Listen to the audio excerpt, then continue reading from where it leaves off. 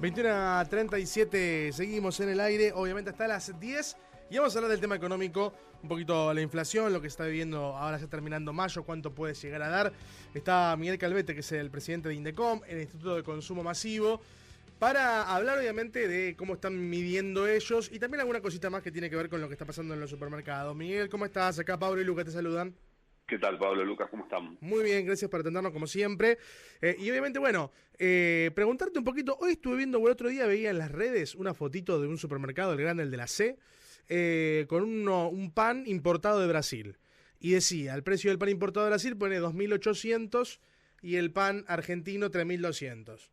Digo, esto de los productos importados, que se habló tanto y demás cuestión, me estoy yendo por un solo producto, no estoy siendo justo, pero me parece que no tiene el impacto que se esperaba, ¿no? No, en principio fue un anuncio que tiene menos de 2 meses y los que realmente importan son las grandes cadenas, los grandes retailers, sí, y las grandes empresas de alimentación, los grandes productores, pero sobre todo los grandes retailers, que son las grandes cadenas de supermercados. Hubo un impacto sí en frontera, en comercios de frontera, claro, pero todavía no se ve en las grandes cadenas, salvo en algunos productos y por lo general productos que las empresas matrices están acá también en Argentina y en otros países, ¿no? Son, claro, multinacionales. No creo que vaya a tener un impacto muy grande porque, bueno, de hecho el anuncio más que nada apunta a atenuar la distorsión tan grande de precios que hay. No nos olvidemos que entre los meses de noviembre y diciembre, octubre, noviembre y diciembre, lo que es en el análisis de costos de los productos, uh-huh, en ese armado de costos por parte de las industrias, esa estructura de costos la han hecho con un dólar entre 1.500 y 2.000 pesos, claro, el dólar.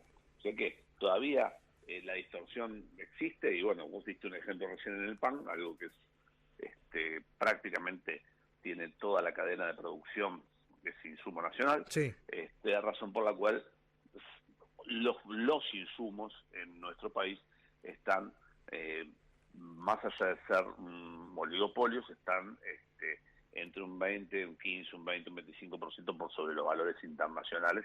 Son commodities, estamos hablando de plástico, de básicamente packaging, envases larga vida, claro, vidrio, etcétera. Y eso lo vemos en algunos productos y obviamente si a eso le sumamos esa inflación por expectativa de muchas industrias, grandes industrias pymes y grandes comercializadores y pequeños comercializadores, esa sobreprecio por inflación por expectativa de noviembre y diciembre, sí, obviamente vemos esta distorsión, bueno, que vemos hoy. El tema es que esta devaluación a cuenta que hicieron de alguna manera, el miedo es, como siempre digo, supongamos que el gobierno en algún punto, ellos dicen que no lo van a hacer, pero el campo se lo viene pidiendo, que devalúe, ¿no? Que están atrasados, que tiene que estar más caro el tipo de cambio y demás. Supongamos que eventualmente suceda. Ahora, el problema sería que todas estas compañías que en su momento aumentaron sus precios pensando en un dólar de 1.500, 2 lucas, como vos dijiste recién, no vuelvan a aumentar cuando se devalúe, si es que se devalúa, digo, ¿no? A ver, hay una realidad. Hoy esta desaceleración de la inflación y esta baja de precios, muchos precios han bajado después de picos inflacionarios, de prácticamente una espiral inflacionaria, sí, en el último bimestre y en los 2 primeros meses del año. Hoy vemos que hay una desaceleración muy fuerte. Eso básicamente es producto de la recesión, de la caída de las ventas. Hay sobrestock en muchísimos productos, sí, sí, ese sobrestock, sobre todo en primeras marcas. Mucha fecha de vencimiento muy próxima, Miguel. Mucha fecha de vencimiento, bueno, que vos agarrás en la góndola y te quedan 20 días para consumirlo.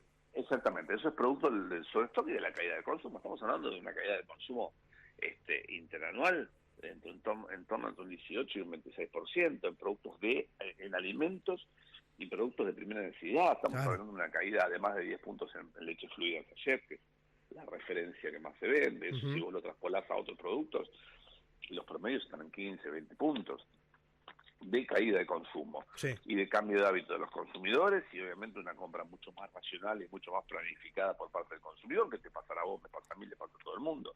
Es decir, la gente hoy no valida precios, y esa no validación de precios hace que, justamente, por más que el dólar y estas microdevaluaciones sigan adelante y lleguemos a un dólar de 1.500, sí, no va a impactar en los precios, porque los precios ya están cubiertos, esos costos. Y por otro lado, la gente tiene que vender. Pero por otro lado, también tenemos que analizar justamente el rol del gobierno en esta primera mitad del año y en la segunda mitad del año, que obviamente creo que el gran desafío es recomponer la capacidad de compra de la gente. Sí, claramente tenés una necesidad, más que nada por lo que están marcando de las caídas del consumo, que representan netamente menos puestos de trabajo, menos producción, porque digo, todavía vos tenés este sobrestock. Ahora, después la empresa va a dejar de, o mejor dicho, ya la empresa está dejando de producir porque no va a seguir sobreestoqueándose innecesariamente, digo. O sea, ya el que se da cuenta, che, yo en vez de vender los 10 que vendí a esta altura del año, vendo 7, y bueno, ya necesito un 30% menos de producción, y eso significa menos empleados. Tenemos dos realidades. Primero, que estamos entre un 30 y un 35% de capacidad ociosa industrial. Claro, bueno, tenés. Y por otro lado, una caída de entre un 20 y un 25% más. O sea que prácticamente se está vendiendo la mitad de lo que se debería vender. Tenemos una inflación en dígitos. Sí. ¿Cuál va a ser la inflación de mayo? Y bueno, vamos a estar en torno al 5%, sí. y la núcleo va a estar apenas pasado el 4%. O sea que hay una desaceleración muy fuerte. Seguramente en junio se va a repetir 4,5-5%, sí. Y siguen otros factores. Justamente estábamos hablando del dólar exportador. Seguramente el gobierno va a optar por ampliar ese encaje, lo que se conoce como dólar blend, que puedan liquidar un 70% al dólar oficial y un 30% al contado con liqui. Tal vez aumenten ese de 80 al 70, que puedan hacer hasta un 40% de dólar contado con liqui. Eso le genera a aquellos productores que liquiden, obviamente, una ganancia extra, que es lo que vienen reclamando. Pero no creo que vaya a impactar de lleno los precios, sin duda. Bien, ahora, el tema, digamos, de el desencadenante, o lo que termina generando esta producción que está por la mitad, que es el tema del desempleo. Pues yo lo que siento es que la inflación dejó de ser el tema de discusión de la gente del día a día, y ahora un poco pasó a ser el tema de la pérdida del empleo, ¿no? Como que la preocupación cambió, o va subiendo puestos la preocupación de quedarse sin laburo, por sobre lo que antes era la primera preocupación, que era la inflación. O sea, creo que de alguna manera el gobierno, con herramientas muy ortodoxas, pero consiguió que la inflación deje de ser la preocupación número uno de la gente. Ahora, el tema es que hay una consecuencia directa de esto, que es que la preocupación sea, che, mira si me quedo sin trabajo. Bueno, a ver, lo que instaló el gobierno, justamente, más allá de esta desaceleración de la inflación, es justamente se ha corrido el eje en esta preocupación que vos decís. Claro. El tema del desempleo.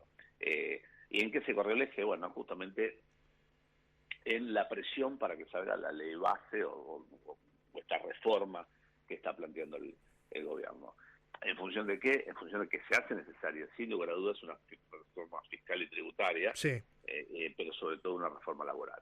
Esa reforma laboral impacta directamente también en la posibilidad, siempre y cuando en la segunda mitad del año se recompongan jubilaciones, se recompongan en parte los salarios formales e informales y la actividad económica, obviamente con una reforma laboral las pymes están en condiciones de emplear a más de 2 millones de personas, ¿no? Es decir, comenzar a pasar a la formalidad este 45% de trabajadores informales que existen. Sí, sí.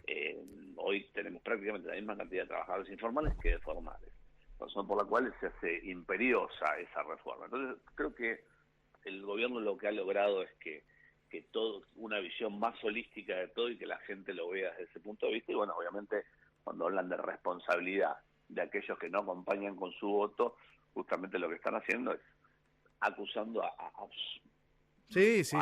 los que no acompañan al gobierno, básicamente, claro. En esto, ¿no? Marcando responsabilidad, si querés, desde algún punto de vista. Miguel, me estoy quedando sin tiempo. Lo último, digo, vos me decías entonces para mayo, estamos cerrando, estamos 26. ¿El número que manejan ustedes me decís está en torno al 5%? está en torno al 5.2%, y la inflación núcleo obviamente va a ser bastante menor. Sí. Está en torno al 3.9, entre el 3.9 y el 4.1. Okay. No nos olvidemos que... ¿Y la mayorista? La inflación mayorista va a estar por debajo del 3.5%. Ahí tenés. Okay. Va a estar por debajo y eso es fundamental. Ahora, no nos olvidemos que esta caída, esta aceleración de la inflación está apalancada justamente en la caída del consumo. Totalmente, sucedió por eso, claro, sí, está claro. Y bueno, el corte de la emisión, digo, un componente, pero obviamente que el que haya menos guita en la calle impactó directamente en que haya menos consumo y eso enfrió. Lo que en su momento no pudo hacer Macri. Macri quiso aplicar algo parecido, no le salió y ahora, bueno, pareciera estar con una lógica más dura lográndolo este gobierno. Pero bueno, después... Macri aplicó un shock, una política de shock en lo que fue levantar el cepo y gradual en el resto de las reformas. Claro, exacto. Es exactamente al revés de lo que está haciendo el gobierno de Milei, que es una política de shock en las reformas y muy gradual en lo del cepo, que seguramente vamos a estar con cepo hasta fin de año. Sí, seguramente. Estamos todos coincidiendo en eso. Totalmente. Miguel, como siempre, un placer. Obviamente nos reencontramos en cualquier oportunidad. Gracias a ustedes. Hasta luego. Pasaba Miguel Calvete, el presidente de Indecom, el Instituto de Estudios de Consumo Masivo. 21:48, nos queda un montón todavía por delante, ya volvemos.